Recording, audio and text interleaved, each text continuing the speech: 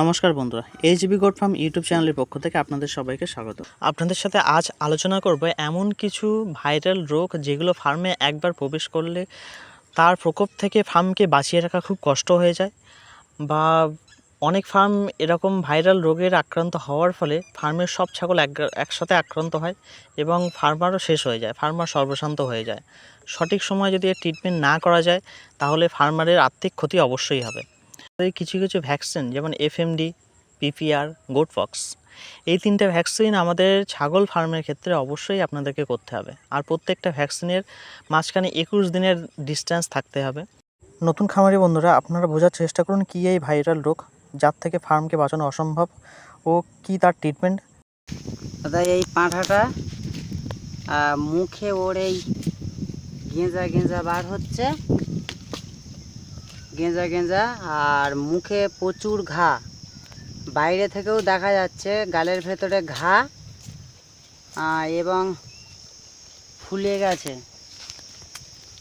মানে নরম বা তরল জাতীয় কিছু খাচ্ছে, যেমন ফ্যান ভাত বা আতপ চালের ভাত ওকে নরম করে দিয়েছি, গুড় জল এগুলো খাচ্ছে, কিন্তু ঘাস, বিচুলি, কাঁঠালের পাতা কিছু খেতে পাচ্ছে না। কালকের থেকে বাড়াবাড়ি হয়েছে। গায়ে জ্বর এই মুহূর্তে খুব একটা নেই, তবে এই মুখে গেঁজাটা বার হচ্ছে আর কাঁপছে একটু আধটু, মুখটা বেশি কাঁপছে। মুখে ঘা হয়েছে এটা দেখা যাচ্ছে জিভে মুখে, তার জন্যও কিছু চিবোতে পারছে না বা শক্ত কিছু খেতে পারছে না।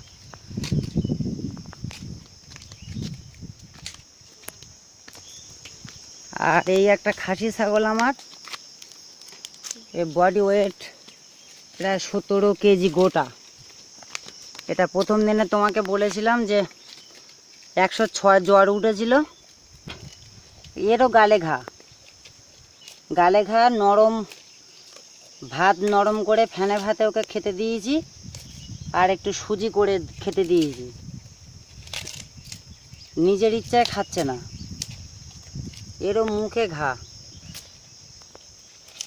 গেঁজা খুব একটা বেরোচ্ছে না, তবে জিভে মুখে ঘা আছে, সর্দি হালকা আছে, আর পায়খানা করছে, একটু হালকা পায়খানা করছে।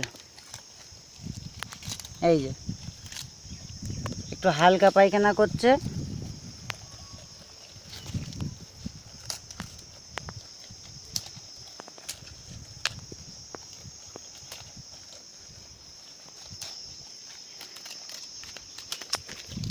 এবং খাওয়া দাওয়া না ফিরলে তো মুশকিল।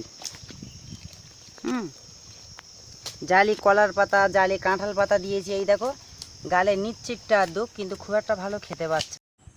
অনেক খামারি বন্ধুরা এটাকে দেখে হঠাৎ করে মনে হবে যে পিপিআর হয়ে যায়, কিন্তু এটা পিপিআর নয়। এই রোগের নাম হচ্ছে স্টোমাটাইটিস, অর্থাৎ মুখে ঘা। এই রোগে মুখের ভিতরে ঘামাচির মতো ঘা বেরোয়, মুখের সাইডে, জিভের উপরে, জিভটা লাল হয়ে যায়। আর এর সাথে সাথে যখন 1-2 দিন বা 24 ঘন্টা হয়ে যায় তখন এই যে মুখে ঘা হচ্ছে এর জন্য গায়ে টেম্পারেচার দেখা দেয়। আর এর সাথে যদি সময় মতো ট্রিটমেন্ট না করা যায় তাহলে একটার থেকে আপনার পুরো ফার্মে ছড়িয়ে যাবে স্টোমাটাইটিস বা মুখে ঘা, এই যে রোগ। আর এর থেকে বাঁচার একটাই উপায়, ফার্মের সমস্ত ছাগলকে সময় মতো কৃমির ওষুধ দেওয়া। আর এই রোগ বেশি দেখা যায় সবথেকে বেশি বর্ষার সময় আর শীতের শুরুতে। তো আপনারা এই দুটো জিনিস থেকে সচেতন থাকবেন। ফার্মের অবশ্যই নিম পাতা ছাগলকে সপ্তাহে একবার বর্ষার টাইমে অ্যাটলিস্ট খাওয়াবেন। দেখবেন এরকম সমস্যা, ফার্মে স্কিন ডিজিজ বা কোনো ইনফেকশন জাতীয় সমস্যা ফার্মে কম আসবে। আর সেক্ষেত্রে ছাগলগুলো যেটা খাওয়া বন্ধ না করে, সেক্ষেত্রে আমরা প্রথমে ইউজ করবো হিমালয়ান 32। একটা 20 কেজি বডি ওয়েট ছাগলের জন্য 20 গ্রাম রোজ সকালে দেবেন। দেখবেন তার খিদে চাহিদাটা বজায় থাকবে, ও ছাগলটা খেতে থাকবে বা যা খাবে সেটা হজম করবে, চুপচাপ দাঁড়িয়ে থাকবে না। আর খিদের চাহিদা থাকা মানেই ছাগল ভিতর থেকে সুস্থ থাকবে, ভিতর থেকে স্ট্রং থাকবে। এর পরবর্তীতে যদি অন্য কোনো সিমটম দেখা যায় তবে এর কিছু কিছু পার্ট আছে, first stage, second stage, third stage, আমরা এইভাবে এর ট্রিটমেন্ট করব। প্রথম স্টেজে যেমন হওয়ার শুরুতেই আমরা তাকে পটাশিয়াম পারম্যাঙ্গানেট দিয়ে তার মুখের ভিতরটা ও বাইরের সাইড, জিভের উপর ও তার পায়ের খুর এইগুলো ভালো করে ধুয়ে দেবো দিনে 2বার। আর এই পটাশ জল যে জলটা দেবেন মুখে সেটা একটু গরম জল করে দিলে খুব ভালো রেজাল্ট। এর সাথে সাথে প্রাথমিক স্টেজে আর একটা জিনিস আমরা যেটা অবশ্যই ইউজ করব সেটা হচ্ছে যে কোনো একটা ভালো ব্র্যান্ডের লিভার টনিক। একটা 20 কেজি বডি ওয়েট ছাগলের জন্যে আমরা 15 থেকে 20 ml লিভার টনিক কম করে 7 দিন সেই ছাগলটাকে খাওয়াবো। এতে কী হবে, তার মুখ বা মুখের বাইরে বা জিভে যে ইনফেকশন দেখা দিয়েছিল সেই ইনফেকশন যেন কোনো কারণে তার পেটের ভিতরে না প্রবেশ করে, বা ভিতরে গেলেও সেটা যেন সেই লিভার টনিকের কারণে যতটা এফেক্ট না ফেলতে পারে।